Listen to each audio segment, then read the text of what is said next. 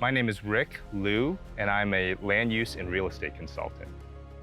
My background is a Taiwanese American. I actually came to America when I was about 3 years old. My parents were diplomats from Taiwan, and we actually settled just in Potomac, Maryland. As kind of a first-generation immigrant, there was a little bit of a dislocation, and I think my parents were kind of very well-educated people, but they always kind of felt like guests in this country. But to me, as a sort of a second-generation immigrant, this is my home country.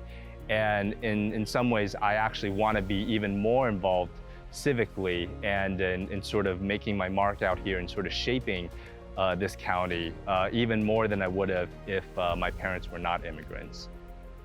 A couple of the things that I think are really the best thing about working and living here is, first of all, is the inclusion. All these people that I know here, people who work in nonprofits, advocacy groups, businesses, we never really forget, the people who are going to be affected on the other end of their policies and their work. I think that kind of vigilance is something that's really kind of unique to Montgomery County. And I also really admire the loyalty that people have to local businesses.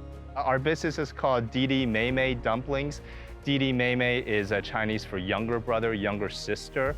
We sort of called ourselves that because I actually work with two partners, and we are all the younger siblings. And in our culture, the younger siblings are sort of the rebels who try to do something a little bit different. This was something that I also grew up eating, dumplings. For me, there was a connection to my grandmother. We would just spend, afternoons, long weekends, just kind of rolling dumplings, with her.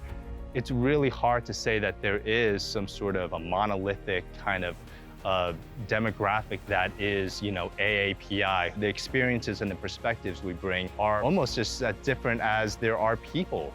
We are one Montgomery.